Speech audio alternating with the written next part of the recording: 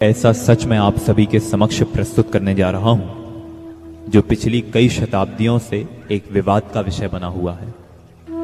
ना ही तो जैन संप्रदाय के पास में ऐसे कोई ठोस सबूत हैं जिनके आधार से यह कहा जा सके कि हां, तिरुपति बालाजी एक जैन मंदिर ही है, और ना ही हिंदू संप्रदाय के पास में ऐसे कोई ठोस सबूत हैं जिनके आधार से वे इस बात को नकार सकें कि तिरुपति बालाजी एक जैन मंदिर नहीं है।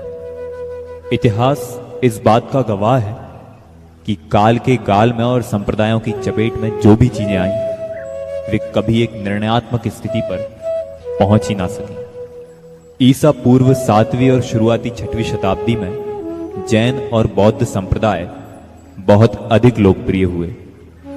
अशोक इस काल का एक महत्वपूर्ण राजा था जिसका साम्राज्य अफगानिस्तान से मणिपुर तक और तक्षशिला से कर्नाटक तक फैला हुआ था। दक्षिण में चोल सबसे शक्तिशाली निकले। संगम साहित्य की शुरुआत भी दक्षिण में इसी समय हुई। ईसा पूर्व 7वीं और शुरुआती 6वीं शताब्दी के दौरान 16 बड़ी शक्तियां विद्यमान थी।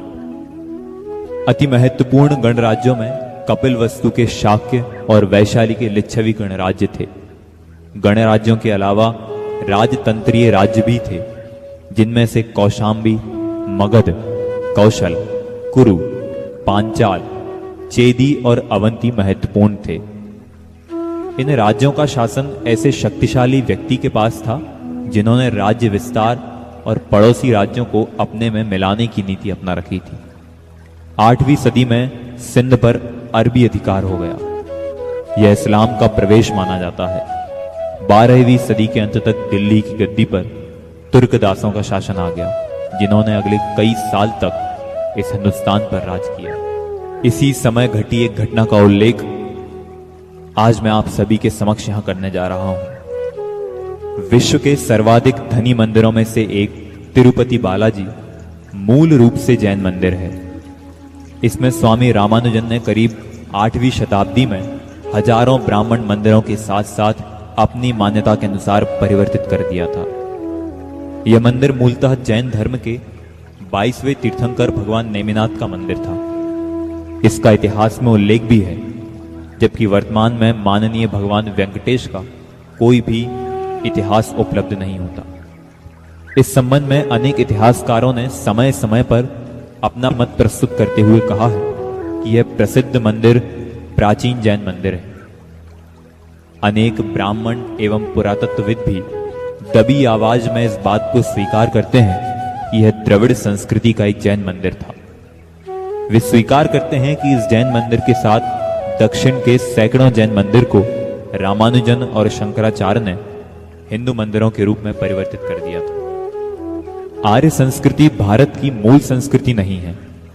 आर्य लगभग 3500 वर्ष पूर्व भारत में आए और अपना साम्राज्य स्थापित करने के लिए उन्होंने लोगों की जमीन और संस्कृति पर कब्जा करना प्रारंभ किया। इन्हें यह महसूस होने लगा कि आजीविका चलाने के लिए मंदिरों पर कब्जा करना चाहिए। इन मंदिरों से अच्छी आय होती है।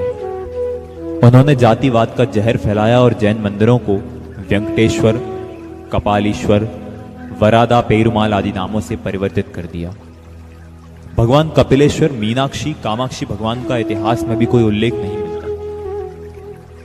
तिरुपति बालाजी एक अतिशयकारी मंदिर है। यहां प्रतिवर्ष हजारों यात्री दर्शन करते हैं। हिंदू धर्म में प्रत्येक भगवान का अभिषेक, श्रृंगार आदि अन्य क्रिया लोगों की उपस्थिति में सबके ही सामने की जाती है, परंतु तिरुपति में भगवान का अभिषेक गुप्त रूप से एक बंद कमरे में किया जाता है। इस प्रतिमा की नग्न अवस्था में भी फोटो ली गई है। यह 8वीं शताब्दी के काले पत्थर से निर्मित भगवान नेमिनाथ की खड्गासन प्रतिमा है।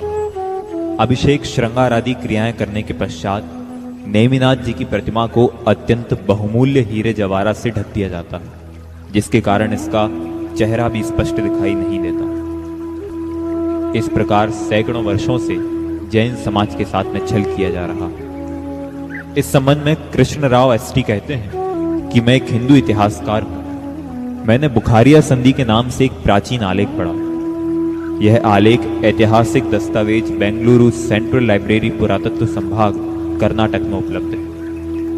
इसके अनुसार 8वीं शताब्दी में जैनों और वैष्णव में संधि हुई थी। जैनों को तिरुमाला अर्थात तिरुपति के जैन मंदिर को वैष्णवों को सौंपना होगा और वह श्रवण बेलगोला की भगवान बाहुबली की प्रतिमा को नष्ट नहीं करेंगे। अन्यथा यदि उनकी बात नहीं मानी तो राजा बुखारिया जो विजयनगर के स्थापन करता है वह उसके राज्य के सभी जनों को दंड देंगे। कुछ समय पहले तिरुपति बालाजी की आधिकारिक वेबसाइट पर लिखा हुआ था कि तिरुपति बालाजी एक जैन मंदिर है। इंटरनेट पर उपलब्ध एक ब्लॉग जो शुक्रवार 19 मार्च 2010 को लिखा गया था, उसका एक छोटा सा अंश मैं आप सभी को यहां पढ़ करके सुना रहा हूं। This is originally a Jain temple converted by Ramanujan Shankaracharya around 8th century AD onwards, along with thousands other Dravid temples. Complete idol is converted to hide its original identity. Balaji has been photographed on many occasions without jewelry, and it is found to be a Jain standing Tirthankar Neminath, which many Brahmin believe and admit. Archaeological scientists, honest historians have proved this to be a Jain temple.